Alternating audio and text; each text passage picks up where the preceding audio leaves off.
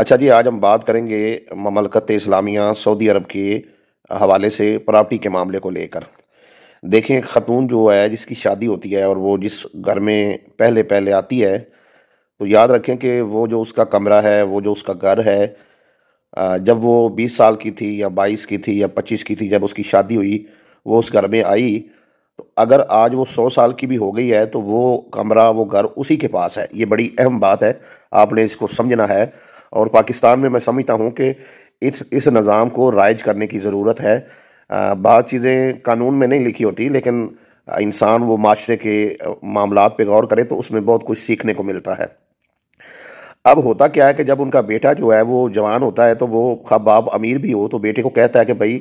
اس قابل بنو کہ تم اپنی بیوی کا خرچہ اٹھا سکو، الگ سے ایک جو ہے وہ مکان بناؤ، اگر سرکاری جاب کرنی ہے وہ کرو، یا الگ سے جو بھی کام تم کرنا چاہ رہے ہو کوئی کرو۔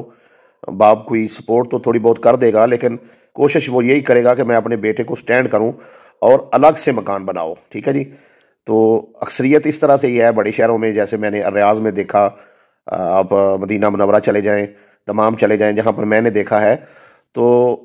اب بیٹا کام کرتا ہے، وہ خود سے سٹینڈ ہوتا ہے، شادی کے قابل ہوتا ہے، شادی کے اخراجات وہ بیٹا اٹھاتا ہے اور وہ الگ سے اپنے گھر میں رہتا ہے، ٹھیک ہے جی۔ اور جو ان کے پاس وسائل ہیں، انہوں نے جو وہ بڑھیا ہے، وہ جو ضعیف العمر خاتون ہے، اور جو بابا ہے ان کا، وہ پاکستانی عام طور پہ مائی بابا ان کو کہتے ہیں، ٹھیک ہے جی۔ تو یعنی وہ جو خاتون شادی شدہ ہو کے آئی تھی، اس کے بچے ہو گئے، اب ان کی شادیاں ہو گئی ہیں، تو بچوں نے الگ مکان بنائے ہوئے ہیں، وہاں پہ رہتے ہیں، اس خاتون کے مکان پر بچوں کا قبضہ نہیں ہو گیا ہے۔ بے شک وہ باپ کی وفات کے بعد ان بچوں کو ملے گا، لیکن ابھی سے نہیں قبضہ کر کے بیٹھ گئے۔ ہمارے یہاں کیا ہوتا ہے، 5 مرلے کا مکان ہے، تو جو ہے وہ 2 کمرے ہیں، تو ایک بیٹے کی شادی کی، اس نے ایک کمرہ لے لیا، دوسرے کی اس نے دوسرا کمرہ لے لیا۔ اب ماں باپ کو جو ہے نا وہ بیٹھک میں جو ہے وہ ڈال دیا، ٹھیک ہے جی۔ اور یہاں بیٹھک میں بھی سامان رکھ گیا، تو وہ بیچارے سردیوں گرمیوں میں صحن میں سو رہے ہیں۔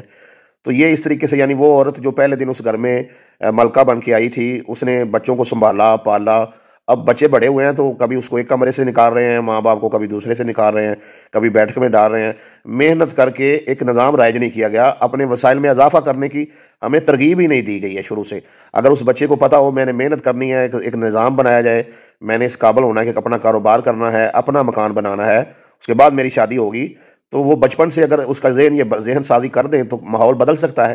تو یہ بھی میں سمجھتا ہوں کہ سعودی عرب کی ایک بڑی اچھی روایت ہے، اور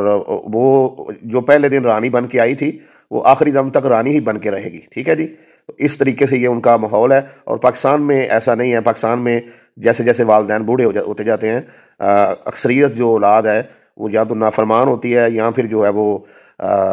اچھا سلوک نہیں کرتے والدین کے ساتھ۔ اور چونکہ وہ عورت اس گھر میں پہلے دن سے ملکہ بن کے رہی ہے، اس نے اپنے بچوں کو پالا ہے، تو جب اس کی بہویں جو ہیں وہ اس کی بات نہیں مانتی، تو پھر وہ بڑھاپے میں اپنی ہی اولاد سے اور اپنی بہوؤں سے بیزار ہو جاتی ہے، گھر میں لڑائی جھگڑے رہتے ہیں، اکثر جو ہے وہ فساد برپا رہتا ہے۔ تو پاکستان میں بھی لوگوں کو چاہیے کہ وہ یہ کریں کہ اولاد کو یہ ترغیب دیں کہ اپنے الگ سے مکان بنانا ہے محنت کر کے، اس میں جا کر پھر آپ کی شادی ہوگی، اور والدین کے گھر آئیں، ان کا خدمت کریں، ان کو سنبھالیں، پاس ہی گھر لے لیتے ہیں، مسئلہ نہیں ہے وہ باقی چیزوں کو۔ یہ صرف ایک پوائنٹ اس میں یہ ہے کہ جو عورت پہلے دن اس گھر میں ملکہ بن کے آئی تھی، آج وہ بوڑھی ہو گئی ہے 90 سال کی، تو اس گھر میں وہی ملکہ بن کے رہ رہی ہے، اس کے بچوں کا اس گھر پہ قبضہ نہیں ہو گیا۔ اس کی وفات کے بعد ان کے بچوں کو ملے تو ملے، ابھی تک وہی ملکہ بن کے رہے گی، اور بابا بھی جو ہے ان کا، اس خاتون کا جو شوہر ہے، اس نے اس کو پورا پروٹوکول زندگی کے آخر تک جو ہے وہ دیا ہوا ہے۔ تو پاکستان میں بھی اس نظام کو میں سمجھتا ہوں رائج کرنے کی ضرورت ہے۔ آپ بھی اپنی رائے کومنٹ میں دیجیے گا، آپ کیا سمجھتے ہیں اس حوالے سے، کیا ایسا ہونا چاہیے؟